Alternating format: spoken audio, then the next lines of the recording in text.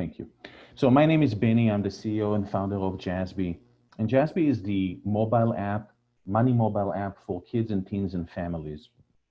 And we're talking a lot about financial inclusions here today. And one of the things that I think people often overlook is that worldwide, and especially here in the United States, kids and teens are maybe the largest portion of the population that are underbanked or underserved, and they need and they require some sort of access to a payment system for them. So we are talking really about two generations, Generation Z and Generation Alpha. Generation Z are freshmen in college right now, the older ones, and the younger ones are, let's say, beginning middle schools, and Generation Alpha are, younger kids than that.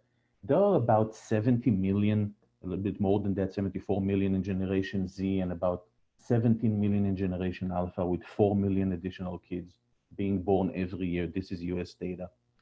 Obviously, we're not talking about very small babies, and we're not talking about 18 and 19 and 20-year-olds. So the relevant population for us is roughly around 50 million kids and teens in the United States. And those kids and teens, by all available data, are spending something between $2,500 to $3,000 on a yearly basis on average. So these are substantial amounts of money that are still mostly cash, and they need, a better way to do it.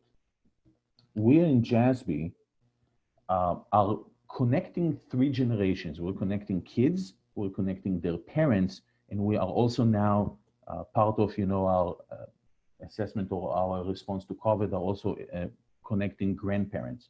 And the idea is that the adults can give money to the kids for any reason, whatever works for the family. So it starts from allowances, and many families, what they do is they give weekly or monthly allowances, and everything else that the kid does in the house is kind of, because the kid lives there. Some people don't do allowances, but they do chores. So they kind of reward for specific things that kids do, and we support both models. We obviously money for birthdays and for holidays and so on, and for being good in school or excelling at sports or everything really that the adults want. And then the kids can do three things. They can save money, they can do good. We work with a long list of nationwide charities, from American Cancer Society to Girls Who Code and so on and so forth. So the kids can give back to the community, and the kids can spend. And the kids can spend in our in-house Jassby Mall, where we have a curated long list of products that are available to purchase, and also using our virtual debit card that they can use anywhere that digital payments like Apple Pay or Google Pay are accepted. So the virtual debit card is a cooperation between Jassby and MasterCard. It's being launched as we speak, so it's being launched these days. And it's not a plastic card, it's not a physical card, it's only virtual. We thought that that's a better answer to our clients because, one, kids lose everything other than their phone, and B, plastic cards are a thing of the past. Probably they won't exist in about 5 years' time. So it's very secure, it's contactless, and it works with Apple Pay. One of the most important things for us in our philosophy, and that I think goes very well with the theme of today, is that we believe that everybody, and is starting at a young age, needs a money plan for life. So we were talking before the panel was about financial literacy. And I think in the Western Hemisphere, but especially here in the United States, we are doing a poor job teaching kids financial literacy. So in most families, we don't talk about money. I think in about 40 or 41 of the 50 states, there are no programs in schools, in public schools, that talk about money or teach about money. And money is almost a taboo. And then, we are raising a generation of kids, and this is not a new phenomenon, by the way. It's going on for about 2 decades now. We're raising generations of kids who don't know what interest is, or why it's not a good idea only to pay minimum payments on your credit card once you get that. And one of the things that we strongly believe is that you teach financial literacy by encouraging behavior and by enacting and not by lecturing. So what do I mean?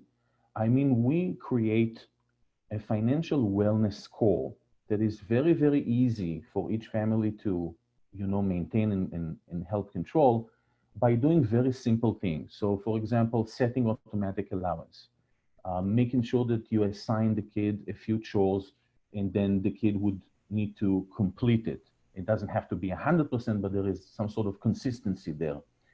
We encourage kids or parents to encourage kids to do real life things like going to the supermarket and buying a loaf of bread or a carton of milk, and so forth. We launched this product about a year ago. We've seen tremendous growth, and it seems that our message really resonates within our population. And I think one of the interesting things is that we are able to do all of this in a very low cost of acquisition per user, both parent and kid. That's it. I see that my time is almost up, so thank you and happy to answer questions. Thank you. So one question that we have here actually is, what are your thoughts in Jassby actually teaching kids how to get involved in investing? 100%. We are working on that. Actually, it's very great, good question. We are working on it. The problem, so one, everything that we do is obviously heavily regulated because we're touching money and it's also minors. So the challenge that we have right now, and we're trying to find solution for it, is that a lot of the in the target investment. So our thought is to have investment possible in companies that are household names, right? The Googles, the Facebook, the Apples, Amazon, and so forth. And a lot of times the price per a single share of those companies is very, very high. So if a kid has $20 or $50, even $100, it won't be enough. And then you need to buy fractional shares. And fractional shares are a little bit of a headache regulatory wise, but we are actively working to solve this. Right. And one more question. How do you actually work with other banks? So we use a couple of banks, and the way that we utilize them is that whatever money the family wants to give the kid is deposited with those banks in an FDIC insured facility. Amazing. Well, thanks for joining us, Benny. Thank you for having me.